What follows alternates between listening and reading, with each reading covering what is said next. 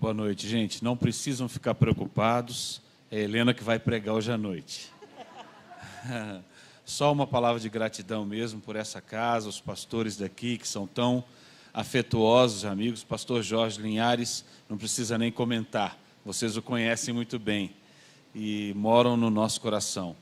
E eu e a Helena já estamos há 32 anos nessa viagem a dois, que é tão importante, tão intensa, tão abençoadora, tão desafiadora, mas é plano do Senhor. E como a pastora Cristina falou, a viagem, num certo momento, ficou a 4 e hoje está a 8. Porque nós temos 4 filhos, a Clara, o Miguel, o Arthur e a Sofia. E o Miguel e o Arthur já se casaram, então já veio a Thaís, que está viajando a 2 com o Miguel, e tem a Ruth, que está viajando a 2 com o Arthur. Então, ao todo, somos 8 já. E é uma bênção muito grande. Eu tenho certeza que o Senhor tem algo especial, específico, para a sua vida, para a sua casa, enquanto marido, esposa, pais, filhos, nessa noite. Que Deus abençoe vocês e muito obrigado por nos receberem mais uma vez. Glória a Deus. A paz do Senhor, pessoal. Tudo bem com vocês? Gente, eu amo o nome desse congresso, Viagem a 2. E quando a gente pensa em viagem a 2, começou na lua de mel, não é assim? Então, muitos de nós que já somos casados, nós sonhamos com uma lua de mel. Nem todo mundo desfrutou da oportunidade de ter uma viagem ali logo que se casou. Tem muita gente que não tem condição, optaram por fazer uma festa ao invés de viajar, outros não tiveram condição de fazer nem a festa nem de viajar, mas começou uma jornada. Mas quando a gente pensa em viagem a 2, não dá uma coisa boa? A gente planeja, a gente pensa para qual destino? O que a gente vai levar de acordo com o destino, né? Se eu vou para a praia, eu não vou levar um casaco de inverno. Não é assim? Então, a gente planeja a mala, a gente tem sonhos, faz planos onde a gente vai visitar. Tem gente, agora recentemente, no aniversário de casamento meu e do João, a gente foi conhecer Buenos Aires. Eu tinha muita vontade de conhecer Buenos Aires, a gente não tinha tido a oportunidade ainda de conhecer a Argentina. E aí nos programamos, sonhamos, economizamos. E aí eu fui pesquisando o que tinha para a gente ver lá de legal, o que tinha para a gente visitar, os lugares interessantes e tal. E é tão bom quando tudo dá certo na jornada. Mas alguém aqui já fez uma viagem e deu ruim?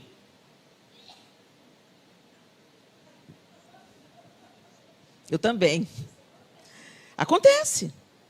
Pode acontecer com qualquer um de nós. Você faz o planejamento, você arruma a mala, você escolhe as roupas certas, você vê a temperatura, o tempo, se vai chover ou não. Você compra o voo, ou a passagem de ônibus, ou planeja a revisão no carro, se a viagem é de carro, não é assim? A gente faz todo um planejamento, mas muita coisa pode acontecer que vai quebrar a nossa viagem. Tem gente que fica com o carro na beira da estrada. Tem gente que a companhia chega no guichê da companhia. Não tem seu nome aqui, não. Você não comprou esse voo, não. Não, nós cancelamos o seu voo. Comunicamos com a agência que você comprou a viagem. Mas como assim que a agência não comunicou com a gente? Não, senhora. Não tem voo para lá hoje. Acabou a sua viagem, não tem condição. Chega no hotel, não tem reserva. Como não tem reserva? Tem 3 meses que eu fiz essa reserva. Não consta o seu nome aqui, senhora. Então reserva agora. Não tem mais vaga no hotel. Filho, quando fica doente, quem já passou por isso? Você vai toda planejada, chega lá. Aqui mesmo, enquanto a gente estava tomando um café antes do culto, um dos pastores estava dizendo que tinha uma turma indo para Israel. A irmã foi com a mala, a rodinha da mala agarrou no último degrau da escada rolante, ela já tinha feito check-in, estava indo para a sala de embarque, caiu, quebrou o braço. Ainda mais uma viagem dessa magnitude, você teve um investimento financeiro alto, você se planejou, às vezes, por anos para você fazer uma viagem dessa. Chega na hora H, você quebra o braço, você quebra a perna. E qual que é a nossa reação imediata diante disso? Frustração e raiva. Eu não conheço ninguém. Ai, que legal, minha mala extraviou. Ai, que ótimo, quebrei o braço, não vou poder mais ir.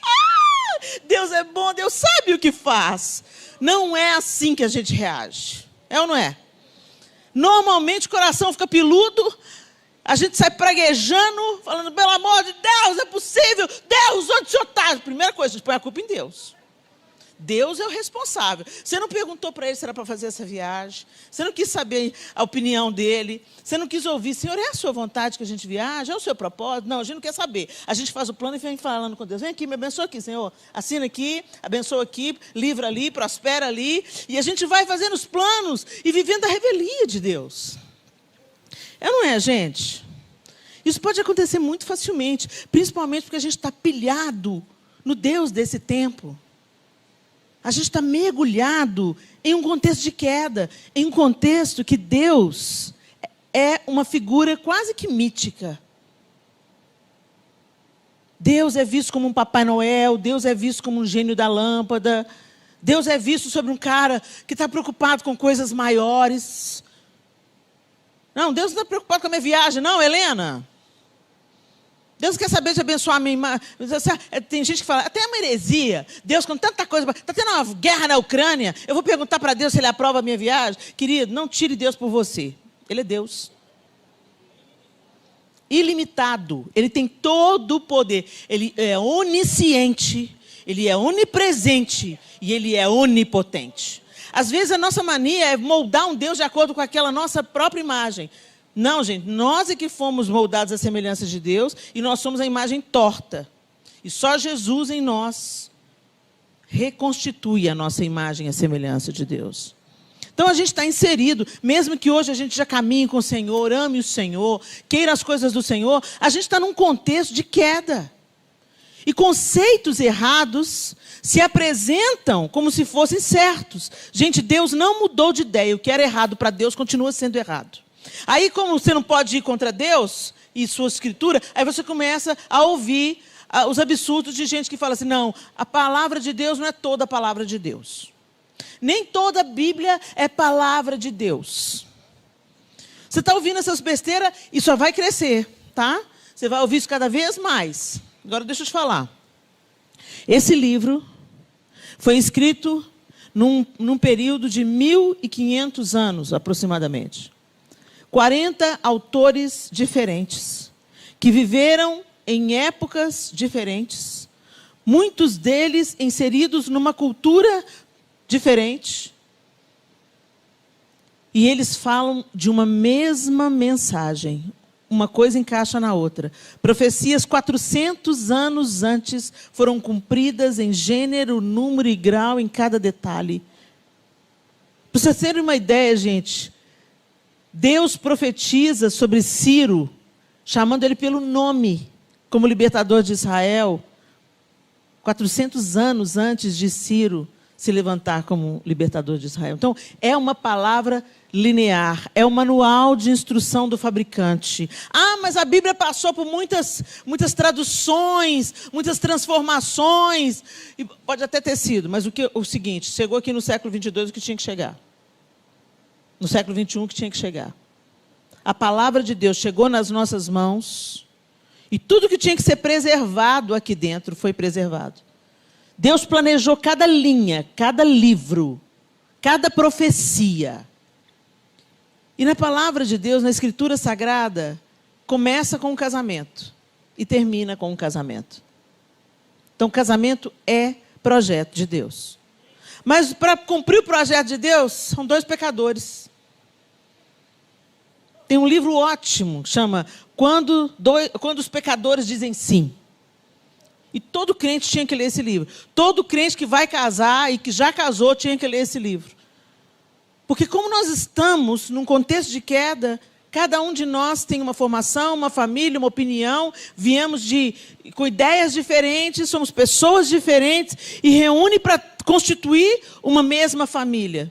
Então tem conflito? Tem. Tem mala extraviada nessa jornada de dois? Tem. Tem mala errada, você abre a mala pensando que você estava indo para um destino. Quando você abre a mala, está com um casaco e você está indo para a praia. Cancelaram a sua passagem. A enfermidade chegou. O imprevisto chegou. Aquilo que você não estava esperando aconteceu. E aí, como é que a gente vai viver? O que a gente vai fazer com isso? Eu casei com uma mulher e ela não era tudo que eu pensei. Eu casei com um cara e ele não era tudo isso que eu pensei. Agora chupa essa manga aí. Porque ninguém te obrigou a casar. Não, mas eu mereço ser feliz, Helena. Então vamos entender a Bíblia? Abra sua Bíblia em Salmo 128.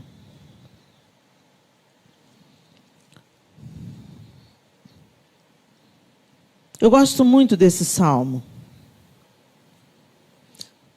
Salmo 128. E alguns de vocês podem até falar sobre esse salmo de cor, né? E eu vou usar a linguagem para ler o salmo, a NVI. O texto diz assim, a partir do verso 1. Como é feliz quem teme o Senhor, quem anda em seus caminhos. Você comerá do fruto do seu trabalho e será feliz e próspero. Sua mulher será como videira frutífera em casa. Seus filhos serão como brotos de oliveira ao redor da sua mesa. Assim será abençoado o homem que teme o Senhor. Que o Senhor o abençoe desde Sião, para que você veja a prosperidade de Jerusalém todos os dias da sua vida e veja os filhos dos seus filhos. Haja paz em Israel. É tão interessante que aqui no texto, a tradução para o português do original diz feliz. Como é feliz quem teme o Senhor. A felicidade no nosso contexto hoje, o que é felicidade hoje? As pessoas falam, eu quero ser feliz. Você merece ser feliz. Quando a gente fala dessa felicidade, imediatamente a gente entende que felicidade é um conceito subjetivo. É o estado mental e uma disposição emocional favorável. Ok? Então, na minha mente está tudo maravilhoso. Nas minhas emoções está tudo maravilhoso. Então, eu sou feliz. Não é assim que a gente entende felicidade no nosso contexto cultural ocidental? Só, gente, que essa palavra, no original, no hebraico, ela é bem-aventurado. E bem-aventurado, ela é mais do que feliz. Ela não é apenas, ela também é um estado mental favorável, um estado emocional favorável, mas ela não é só isso. Então vamos entender, felicidade, na maneira bíblica, bem-aventurado, é aquele que atinge seus fins, cumpre seus propósitos e floresce. Olha isso. Atinge os seus fins, cumpre os seus propósitos e floresce. Notaram que o florescer vem no fim? A flor vem no fim. Antes, tem construção, tem semeadura, tem perdão, tem ajuste de rota, tem lidar com a frustração, tem honrar a aliança, que não foi feita diante de homens. Casamento não é festa, não é vestido. Casamento não é o filminho lindo que você põe no Instagram. Casamento é uma aliança que se faz diante de Deus. E essa aliança, ela não é só sobre vocês dois. É sobre essa base sólida, onde um homem e uma mulher se tornam um diante de Deus, é que vem uma nova geração. A nova geração, para ela ser fundada sobre uma base forte, e se tornem crianças saudáveis, jovens saudáveis, e novos maridos e esposas saudáveis, que também gerem crianças saudáveis, adolescentes saudáveis, jovens saudáveis. Vocês entendem? É um ciclo. Por isso que Satanás mira na família desde o casamento. E a gente não percebe isso. E a gente traz para a nossa visão de casamento o texto de Hollywood, o padrão hollywoodiano, o romance, o filme onde o coração fica aquecido e tem aquela música e os dois correm na praia e é tudo lindo e tudo dá certo. E quando começa o casamento, e viveram felizes para sempre. Isso é mentira. Isso é mentira. Relacionamentos reais têm desafios. Relacionamentos reais têm dias ruins. Relacionamentos reais têm vontade de desistir. Relacionamentos reais têm decepção, têm frustração. Então a gente vai chutar o balde? Não! Porque o amor não é só uma emoção, o amor é uma decisão. Por isso que Jesus fala, ama os seus inimigos. Quando eu entendi o amor apenas como uma emoção, eu não conseguia entender esse texto.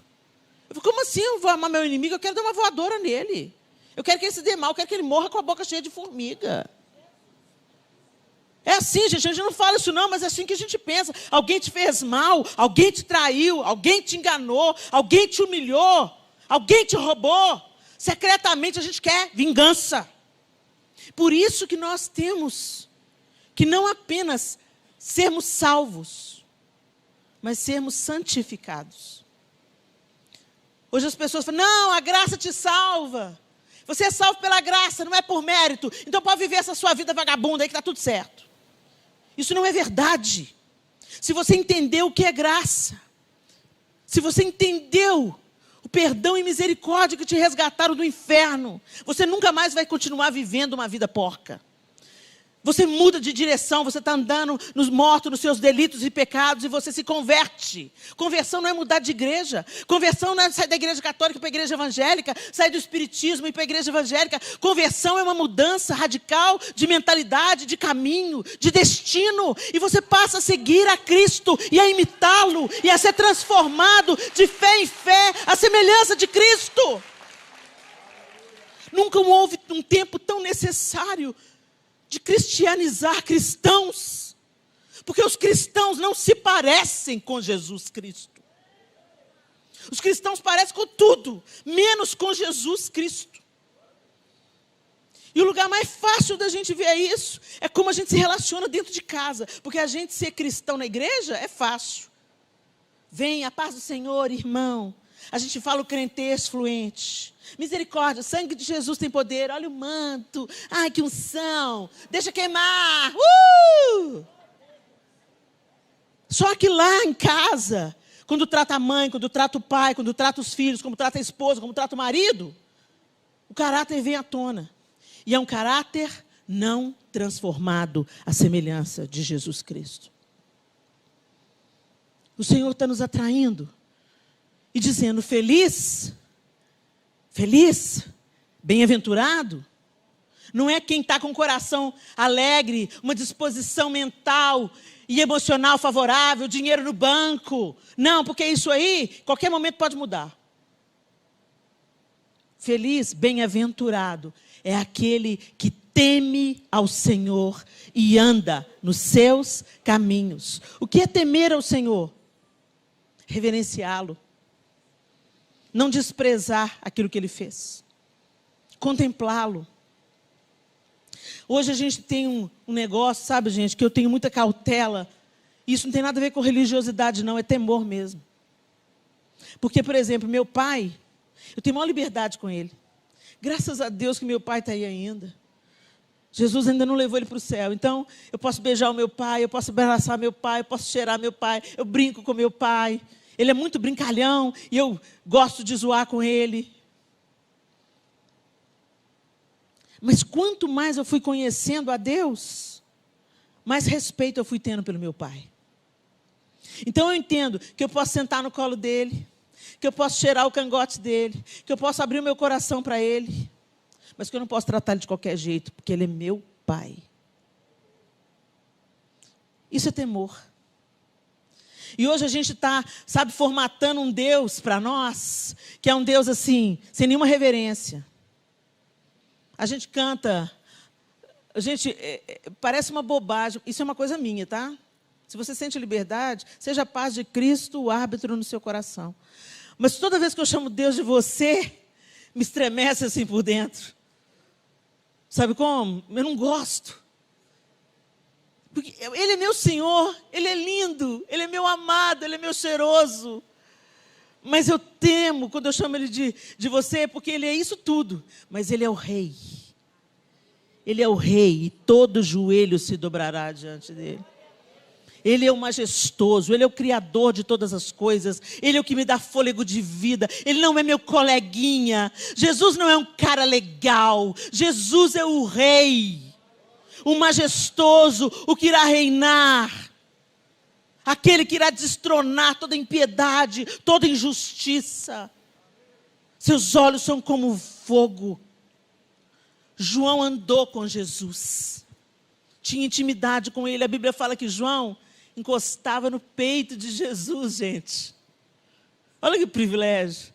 Mas quando João viu Jesus glorificado no Apocalipse, ele diz: eu caí como morto diante da glória do Cordeiro de Deus.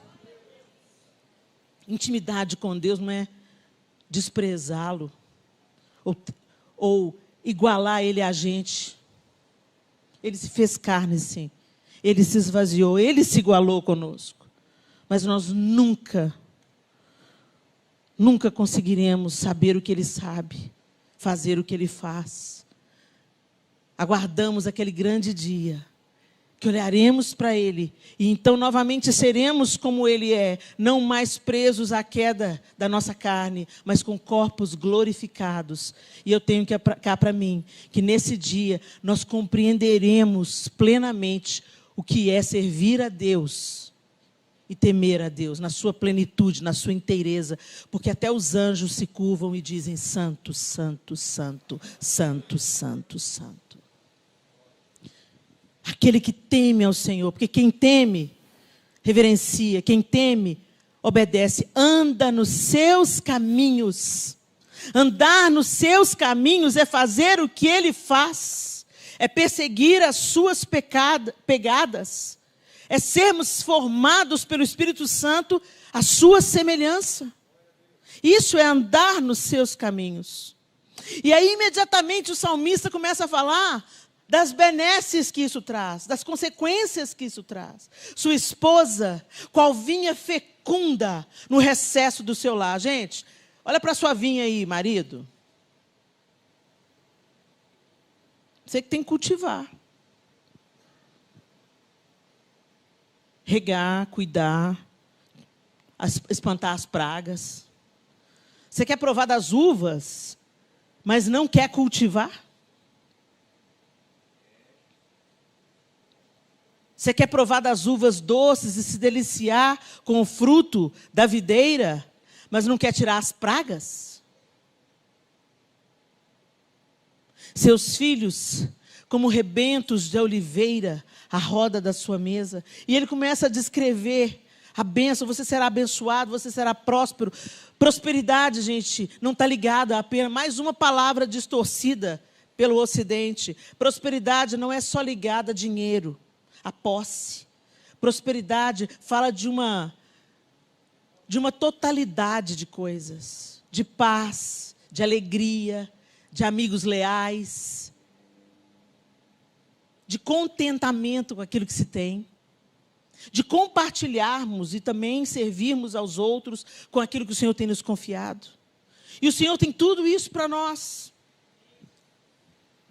Mas entenda, atinge os seus fins, cumpre os seus propósitos e floresce. Primeiro tem uma construção. Primeiro tem uma renúncia. Primeiro tem andar a segunda milha. Primeiro tem andar a túnica e também a capa. Primeiro tem um caminho de humilhação. Jesus foi humilhado até a morte, e morte de cruz. Jesus não veio para ser feliz. E tem um tanto de crente falando: não, eu quero ser feliz. Então vai ser feliz no inferno, meu irmão. Porque tem muita gente que para ser feliz está passando por cima dos conceitos de Deus, dos dos caminhos do Senhor, daquilo que Ele estabeleceu como verdade, relativizando a palavra, relativizando o cristianismo, vivendo uma vida imunda. Depois vem para a igreja com amante, pega a amante, traz para a igreja. Deus tem misericórdia de nós. Isso é legalismo. Não, isso não é legalismo, não. Isso é a palavra de Deus. Ele é um Deus santo. E nós não veremos a Deus sem santidade. Nós estamos percorrendo na nossa humanidade imperfeição, impossibilidades, carências, fraturas, dores. Nós estamos caminhando, seguindo a Cristo, em santificação. O mesmo Espírito que ressuscitou Jesus dentre os mortos habita em mim, habita em você, para te capacitar a viver uma vida diferente daqui para frente. E o que a gente está fazendo? Deus é Deus na igreja, mas na minha casa não. Deus é o Deus do louvor, do acampamento, do congresso, mas quando a gente está dentro do quarto, não. Quando eu estou no WhatsApp, na internet, não. Ou Deus é o dono da sua vida, ou você está sendo enganado. E sabe qual que é o pior jeito de ir para o inferno? É você não nem desconfiar que está indo para lá. Sabe? Erro de destino. Alguém aí já pegou o GPS e ele te deixou no buraco quente? Já tiveram essa experiência? Você vai dirigindo, confiando no GPS, viagem a 2. E de repente você está no meio da bandidagem. E a galera fala, baixa o vidro, senão nós vamos empilhar o seu carro de bala. Quanta gente, teve casos já de turista que morreu no Rio de Janeiro, porque entrou numa rua errada. Porque o GPS mandou para um lado errado. Eu quero te dizer, o inferno não precisa de te levar para o mundo, não. Ele não quer te levar para a balada, não. Ele quer te manter dentro da igreja, pensando que você é crente, indo para o inferno. E sendo contado com aqueles que vão escutar de Jesus. Você fez isso, fez aquilo outro, curou, profetizou, expulsou demônio. Fica longe de mim, porque eu não te conheço. Duro, né, gente? E o que acontece? Jesus nunca falou que a jornada ia ser fácil. Ele não te prometeu um roteiro de viagem maravilhoso. A gente cria na nossa cabeça um roteiro de viagem maravilhoso. E aí, quando vem as frustrações, você não dá conta de lidar com elas. Mas você já foi para uma viagem difícil sabendo que ia ser difícil? Já foi? Tipo assim, olha, eu vou fazer uma viagem missionária. Aí eu vou pegar um trem, depois vou pegar um barco, depois vou tomar banho no rio, depois vou dormir no meio dos sapos, dos morcegos. Já aconteceu, missionários aqui da igreja? Deixa eu ver, alguém já fez uma viagem dessa? Lá para os ribeirinhos do Amazonas, lá pelo Cafundó do Nordeste, aquele lugar que você fica 3, 4 dias sem tomar banho. Alguém já foi para a África? Eu encorajo você, porque isso muda a nossa perspectiva para a vida. Vem os burguesinhos, tudo a passeio para o mundo. Quero ir para Nova York. Você ir para Nova York não vai mudar nada na sua vida. Você vai te deixar mais vaidoso, você põe as fotos no Instagram, esnoba todo mundo, fala como é que você é grande na terra. Você volta pior do que você foi. Pensando que está arrasando. Aí você vai para a África. Você vai lá para o meio do Nordeste. Aqueles lugares onde as casas são de lama. E o povo come farinha seca. Um dia sim, um dia não. A água do poço é barrenta. Você volta transformado. Você volta olhando a sua casa e falando, meu Deus, é o lugar mais lindo do mundo, o lugar mais cheiroso do mundo. Oh Deus, obrigado pela minha cama, obrigado pelo meu bairro esquisito. Obrigado por tudo. Se transforma. E assim é na vida. Jesus falou para a gente, no mundo tereis, mas tem de bom ânimo. Você vai dar conta. Eu dei, você vai dar. Eu sou do mesmo material, eu me fiz carne para te mostrar que você pode viver uma vida santa. Que você pode viver, porque o mesmo Espírito que me ressuscitou habita em você. Então você pode viver uma vida santa. Você pode viver um casamento diferente. Você pode passar por uma situação de sofrimento entendendo que eu estou permitindo para glorificar o meu nome em você. E o que aconteceu com a gente, gente? A gente vive uma fé mimizenta. Como se Deus devesse alguma coisa. Sabe o que a gente merecia, gente? Um inferno.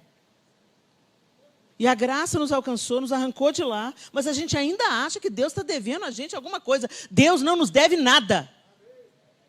Ele nos deu tudo. Tudo que a gente precisa para viver uma vida digna, Ele deu. O apóstolo Pedro afirma isso na sua segunda carta. Abre aí, 2 Pedro.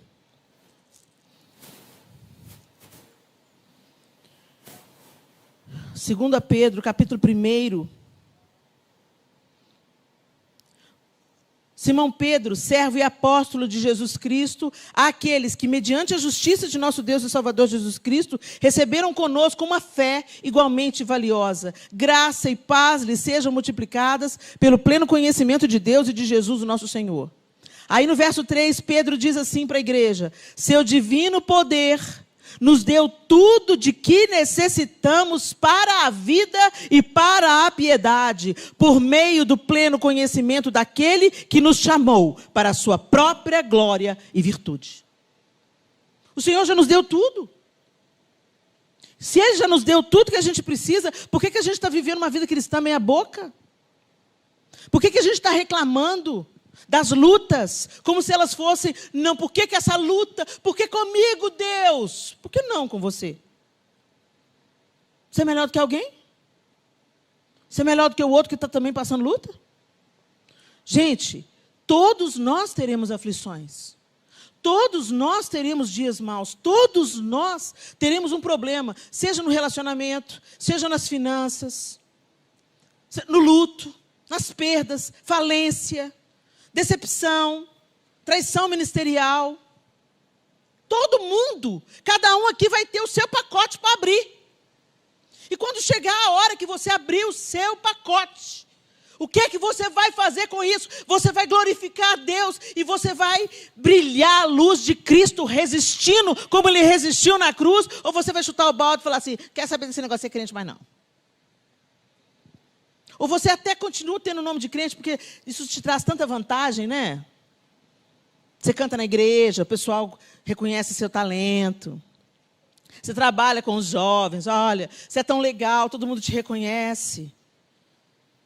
Então você transgride os mandamentos de Deus, você desobedece à vontade de Deus, você faz a sua própria vontade, mas você não quer abrir mão do grupo social chamado igreja. Esse também é um estado miserável. Porque o Senhor não nos quer na lama do mundo, vivendo os nossos desejos, chafurdando na lama. Não é essa a vontade de Deus para nós. E também não é a vontade de Deus que a gente viva de aparências na igreja. Que a gente finja que é crente na igreja. Porque o diabo não está brincando de ser diabo. Eu quero te perguntar. Já abriu o seu pacote? A adversidade chegou na sua vida? O que é na sua viagem que deu errado? Até aqui. Eu e o João temos 32 anos de viagem a dois. Glória a Deus mesmo, a glória é toda dele. Isso não é mérito nosso. É porque nós escolhemos seguir os passos de Jesus e dizer não para o nosso ego, para o nosso eu, para a nossa vontade. E eu posso dizer a vocês que hoje, com 32, eu amo e respeito muito mais o João do que eu amava e respeitava quando eu tinha 2. Foi uma construção. Casamento feliz é sorte, não é sorte. É a disposição de duas pessoas continuarem construindo, reparando, cuidando, ajustando a rota, reorganizando as malas, de acordo com aquilo que a viagem vai te apresentando. Se o pneu furar, não adianta você ficar dentro do carro assim, o pneu furou, o pneu furou, o pneu furou, por que o pneu furou? Desce desse carro, pega o macaco, levanta esse carro, conserta esse pneu. Ah, mas não tem step, não tem step. Pede carona, pede ajuda e vai atrás de consertar o step. Rompa com o imprevisto. Enfrente a batalha. Não seja covarde.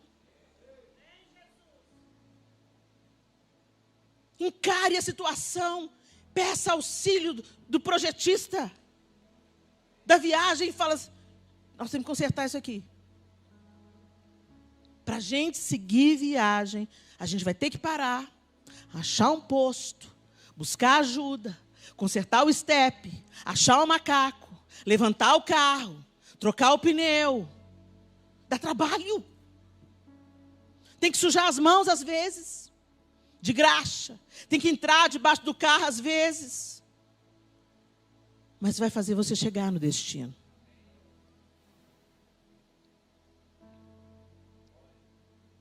Quando os filhos tomam decisões diferentes. Você educa uma criança. Helena, eu fiz tudo certo, Helena. Eu eduquei meu filho no caminho que ele deve andar. A Bíblia falou, ainda que se for velho, não desviará dele. Meu filho assumiu o homossexualismo. Meu filho está vivendo na droga. Meu filho está pegando todas as meninas da igreja. Meu filho está enfurnado em desvio de dinheiro. Não foi isso que eu ensinei para esse menino. Não foi esse o exemplo que ele teve aqui em casa. Primeira coisa, gente, quando a gente enfrenta um problema com o filho, a gente põe o joelho no chão e pede a Deus perdão. Que em alguma coisa a gente errou. A gente gosta muito de se justificar. Mas alguma coisa deu errado. Eu conheço gente séria. Gente crente. Gente honesta, gente íntegra. E eu não conheço de ouvir falar, não. Conheço de frequentar a cozinha. E que enfrenta problema seríssimo com os filhos. E você pensa assim, meu Deus, como que uma fruta cai tão longe de uma árvore? Mas sabe, gente, a gente tem que se preocupar menos com onde eu errei. O fato é, a gente erra. Querendo acertar, a gente erra. Querendo proteger, a gente erra. Às vezes a gente aperta tanto para tentar proteger que escapa entre os dedos. A gente, às vezes, sei lá, fala não demais. Às vezes a nossa criança tem uma experiência que a gente não pôde evitar. Sofreu um abuso.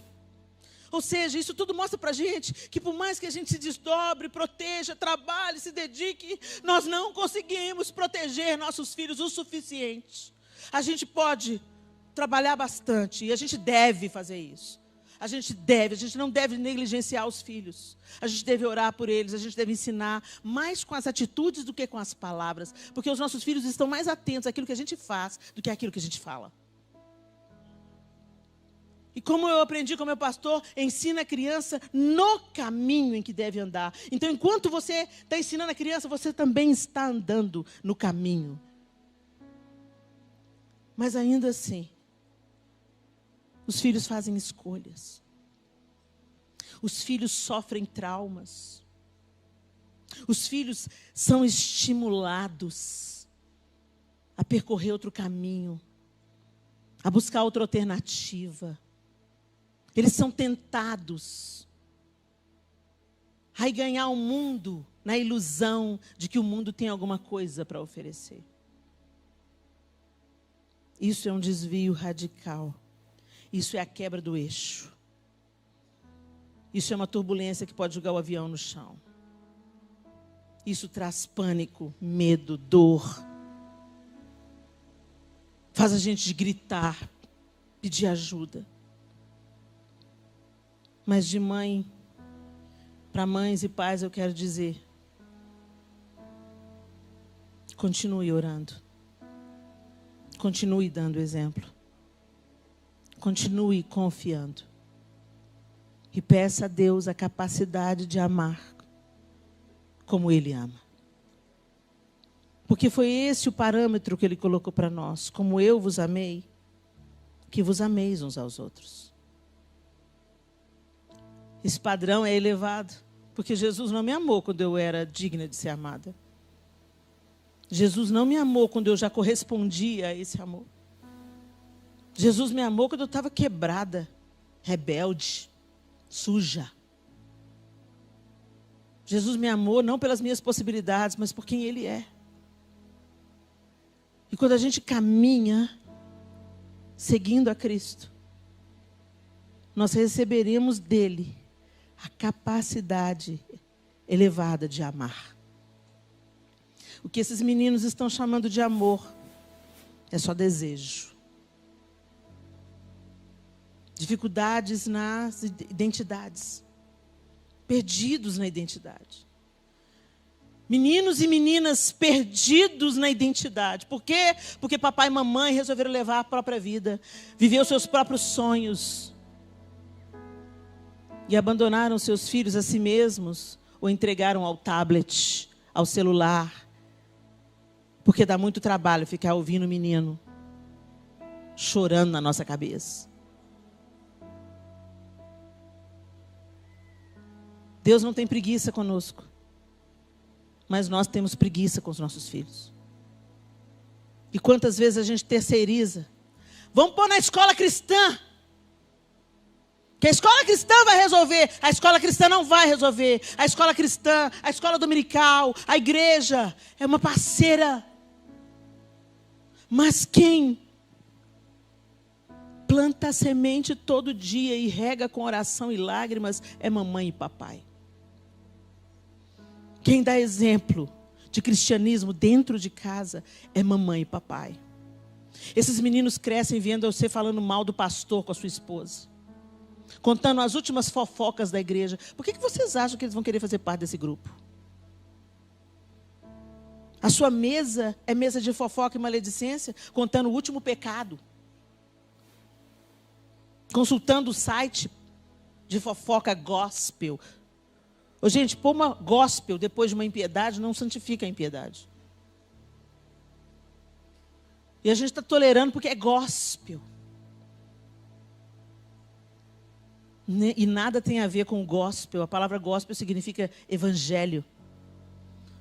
Fofoca, evangelho, combina? Maledicência, evangelho. A gente tem que ter discernimento. E a gente tem que seguir confiando.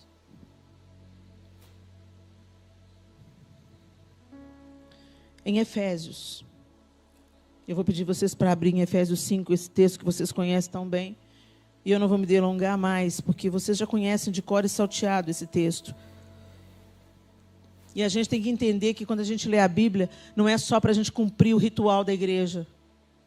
A palavra de Deus diz que aquele que escuta e põe em prática é como o homem sábio. Ele está edificando a casa sobre a rocha. Então eu aprendi alguma coisa da palavra de Deus, eu então vou buscar obedecer, eu vou buscar viver, eu vou fazer tudo para que o Espírito Santo me capacite a viver aquilo que eu aprendi com o meu intelecto.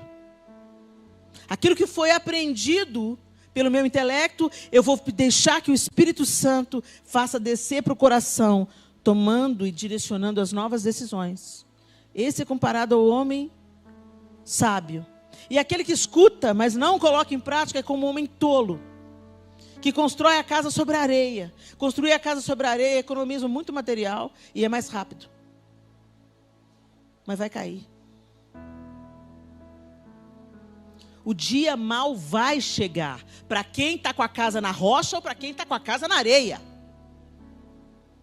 É fato, é só esperar. Agora, como essa casa vai reagir, se comportar à crise, vai depender de você. Se você é só crente de banco, ou se você é 24 horas por dia, 7 dias por semana, seguidor de Jesus Cristo. Efésios, capítulo 5. A igreja em Éfeso, gente. O apóstolo Paulo está escrevendo a carta para a igreja em Éfeso. E normalmente a gente pensa que a igreja em Éfeso é uma igreja assim, uma catedral, né? A igreja em Éfeso eram santos, aqueles que criam, que moravam em Éfeso. Em algumas das igrejas existiam templos. Mas você tem que entender que naquele contexto cristãos eram perseguidos, açoitados e mortos. Era só eles pregarem o evangelho que confrontava o lucro de algum comerciante. Ou, por exemplo, eu vou atacar uma idolatria. Os caras que vendiam as imagenzinhas dos deuses queriam me matar, porque ia prejudicar o negócio deles. Então, os cristãos estavam inseridos em um contexto de perversão, de idolatria, de imoralidade sexual, igualzinho a gente aqui. E Paulo, falando com essa igreja em Éfeso, ele fala assim, olha, portanto, sejam imitadores de Deus, como filhos amados, e vivam em amor, como também Cristo nos amou e se entregou por nós, como oferta e sacrifício de aroma agradável a Deus. Antes desse seu marido ser seu marido, ele é alvo do amor de Deus. Antes da sua esposa ser sua esposa, ele é alvo do amor de Deus. Antes dos seus filhos serem seus filhos, eles nasceram com um propósito de Deus sobre eles. Você está sofrendo com seu filho desviado? Você não ama seu filho mais do que Deus ama. Então não desista dele. Mas também não queira convencê-lo. O problema é que a gente pensa que a gente pode fazer o papel do Espírito Santo. E é o Espírito Santo quem convence um homem da justiça, do pecado e do juízo. Continue ensinando o cristianismo pelas suas atitudes. Se eles ainda são pequenos, pela disciplina e pela palavra. Se eles são adultos, pelo amor e pelo exemplo. Todos eles em súplicas e orações, para que ninguém da nossa casa fique de fora.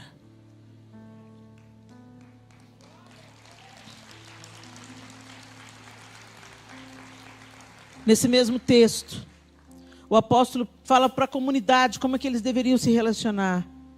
E ele diz, tenham cuidado, no verso 15, tenham cuidado com a maneira como vocês vivem.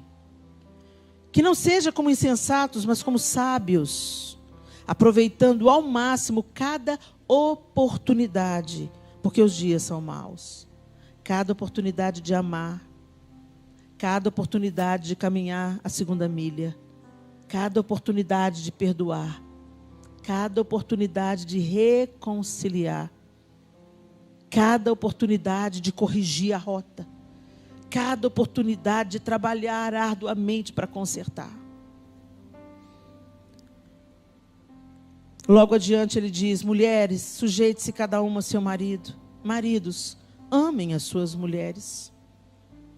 Façam como Cristo faz com a igreja. Sujeitar não é ser capacho, não é ser humilhada. Sujeitar é respeitar. Mulher, respeita esse marido como ao Senhor. Como ao Senhor. Marido, ama essa esposa. Como Cristo ama a igreja e se entrega por ela. Quantos maridos abusivos, quantos maridos que abandonam. Não dá mais para mim, tá chata, tá velha, tá gorda. Isso não é aliança, isso é utilitarismo. Porque aliança é na saúde e na doença, é no dia feliz e no dia ruim. É construir, é insistir, é permanecer, porque permanecer é questão de caráter.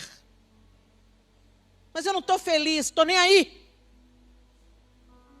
Jesus não te chamou para ser feliz, Jesus te chamou para ser bem-aventurado. Bem-aventurados são os mansos, bem-aventurados são os pacificadores, e bem-aventurado é aquele que cumpre os seus fins.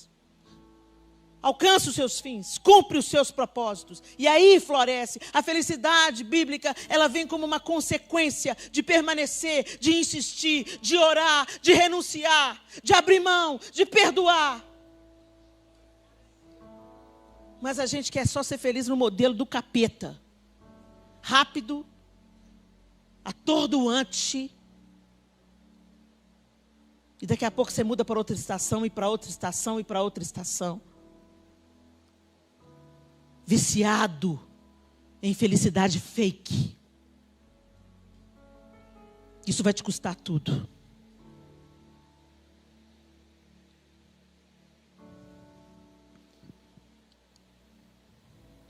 E por fim, no capítulo 6, ele diz: filhos, obedeçam aos seus pais, pois isso é justo. Honra teu pai e tua mãe, que é o primeiro mandamento com promessa, para que tudo te corra bem e tenhas longa vida sobre a terra. Ensine aos seus filhos o poder da obediência, desde pequenininhos. Filho, obedecer não é sobre agradar o papai. Obedecer é sobre trazer a bênção de Deus para a sua vida. Obedecer papai e mamãe é para que você viva muito e viva bem, filho. É um mandamento com promessa. Mamãe quer o melhor para você. Papai quer o melhor para você. Então obedeça. Ensina eles desde pequenininho. Porque mesmo se eles escolherem um caminho diferente, essa palavra não vai se apartar dele. E no tempo oportuno, o Espírito Santo vai dar crescimento e vai fazer frutificar. Pais, não irritem seus filhos. Antes, criem-nos segundo a instrução e o conselho do Senhor. Não terceirize a educação do seu filho. Não terceiriza para o tablet, para o celular. Não terceiriza para a escola cristã. Isso tudo é muito bom. Você pode pôr 3 palavrinhas lá para eles, é muito bom. Você pode pôr a escola cristã, é muito bom. Você pode trazer em toda a escola dominical, em toda atividade da igreja. Isso é maravilhoso, é necessário. Mas isso é só a pavimentação da estrada. Anda com seu filho. Olhe ele no olho. E seja um exemplo para ele. De amor, de devoção, de oração.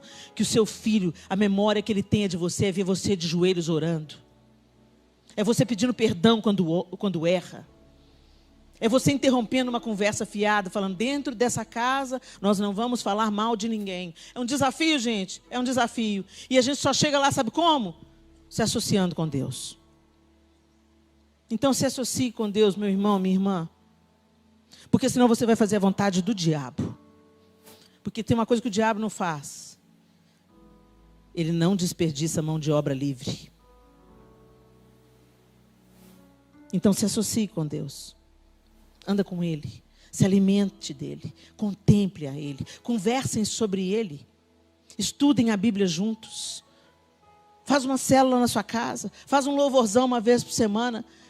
Crie um ambiente de fé na sua casa. Não alimente a sua carne. Alimente o seu espírito. Alimente o seu espírito. Porque no dia mau é ele que vai precisar estar forte. Abra mão de certas coisas que não alimentam o seu espírito. A nossa alma absorve o que entra pelos olhos, o que entra pelos ouvidos e o que sai pela boca. Cuidado com as conversas. Cuidado com aquilo que você coloca diante dos seus olhos. Cuidado com aquilo que você coloca dentro dos seus ouvidos. Nós estamos sendo discipulados. Essa geração foi discipulada por Hollywood. Foi discipulada por Friends. Eu gosto da série. Mas quando a gente começa a olhar as coisas com os olhos do Espírito, você vai vendo como há uma doutrinação. Sexo antes do casamento? Normal. Droga? Normal. Desonrar pai e mãe? Normal. Trair, enganar, adulterar? Normal. No entretenimento, Satanás está garfando nossos filhos? A gente. Nós somos seduzidos por esse entretenimento que nos é oferecido. É um bom roteiro, um cenário lindo, atores bonitos, uma música primorosa. Satanás põe à mesa, te chama para jantar. Você vem, lambe os beiços. Mas na hora de ler a Bíblia, dorme. A comida que você come vai definir onde você vai chegar nessa viagem. Feche os seus olhos.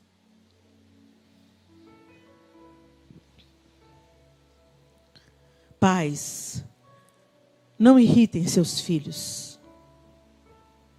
Criem-nos segundo a instrução e o conselho do Senhor. E para você criar seus filhos na instrução e conselho do Senhor, você tem que caminhar na instrução e no conselho do Senhor.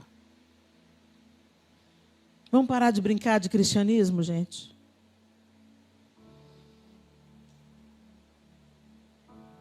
A gente quer ver um filho transformado, mas a gente não quer construir tijolo a tijolo o ambiente propício para que o Espírito Santo convença os nossos filhos. Agora que ele chegou com uma bomba na sua casa, aí agora você está orando, buscando a Deus, antes tarde do que nunca. Vai orar mesmo. Vai buscar a Deus mesmo. Vai pedir a Deus perdão e falar: Senhor, me perdoa, só estou acordando agora. Mas vem aqui na minha casa, Deus, e faz tudo novo. E me ensina a ser seu parceiro e a não sabotar o plano do Senhor. Eu quero temer o Senhor. Primeira coisa que tem que ser ajustada é a nossa vida individual. A nossa vida pessoal com Deus. É que tem que ser ajustada. A gente cobra do outro, cobra do cônjuge, cobra do filho, o que a gente não é. É tempo de nós olharmos para o nosso próprio coração. Quando o Senhor fala da ceia, Ele fala: examine-se, pois, o homem a si mesmo. A gente está cuidando do pecado dos outros, enquanto a gente devia estar combatendo o nosso. Você está preocupado com o pecado do seu filho? Deixa Deus primeiro tratar o seu. Combata o seu. Não conviva amistosamente com o seu pecado. Peça ao Espírito Santo para mudar sua mente, seu coração, suas escolhas. E fala: Senhor, eu quero ser um exemplo de cristandade para minha casa, para minha família, para minha esposa, para o meu marido, para os nossos filhos. Às vezes a gente põe a culpa em Deus, mas foi a gente que fez a melança. Foi a gente que comprou o ingresso da felicidade a qualquer custo. E eu vou repetir: a felicidade bíblica não é a felicidade que esse mundo propaga.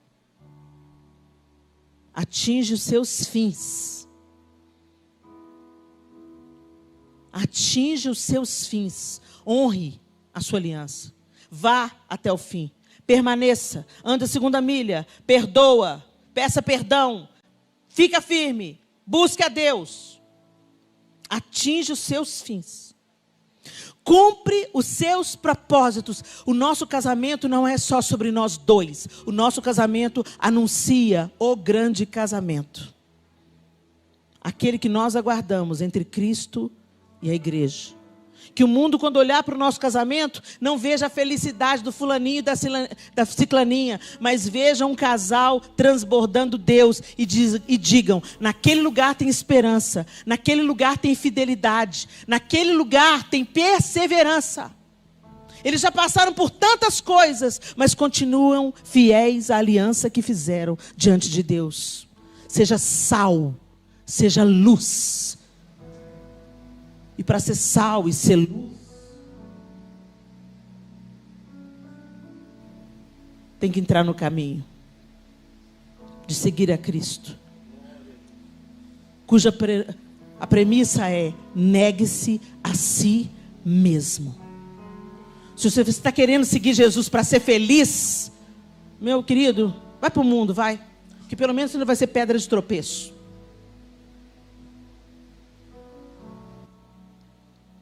A gente não segue a Cristo para ser feliz. A gente segue a Cristo primeiro porque nós precisamos desesperadamente dele. Não há vida fora dele. E segundo, que o nome dele seja glorificado. Porque ele fez por mim o que eu não tenho condição de fazer por mim mesmo. E floresce. Cumpre os seus propósitos e floresce. A felicidade bíblica, florescer, é a última etapa. Perfume, beleza, é na última etapa. Fruto é na última etapa. Primeiro você planta, rega, permanece, cultiva, traz os nutrientes para a terra e aí floresce. Se você reagir bem a todas as intempéries da viagem, você pode transformar a sua viagem numa experiência inesquecível. Você vai contar para todo mundo. Eu vou contar para todo mundo o que Deus fez por mim. Eu vou contar as maravilhas de Deus. É para isso que a gente está aqui. Para contar que mesmo que o GPS falhe, mesmo que a mala extravie, mesmo que o voo seja cancelado, mesmo que a circunstância seja ruim, mesmo que o hotel cancele a sua reserva, Deus pode transformar a sua viagem a 2, a 3, a 4, a 5, a 6, a 8, numa viagem que cumpra o propósito e floresça. Deus, nós te louvamos nessa noite bendita, nós agradecemos ao Senhor, porque o Senhor é bom, a sua misericórdia dura para sempre, e de geração em geração é a sua fidelidade. Senhor, nós te pedimos perdão, porque nós buscamos a felicidade antes de buscar a tua vontade. Senhor, nós oramos, Pai nosso que estás no céu, santificado seja o teu nome, venha o teu reino, seja feita a tua vontade, mas é mentira, Senhor, porque nós estamos seguindo a nossa vontade, e nós te pedimos perdão, porque isso tem trazido tanta dor, fraturado tanta gente, a começar em nós mesmos. Nós entregamos diante do Senhor o nosso coração, e te pedimos, Deus, ajusta a nossa rota nessa viagem.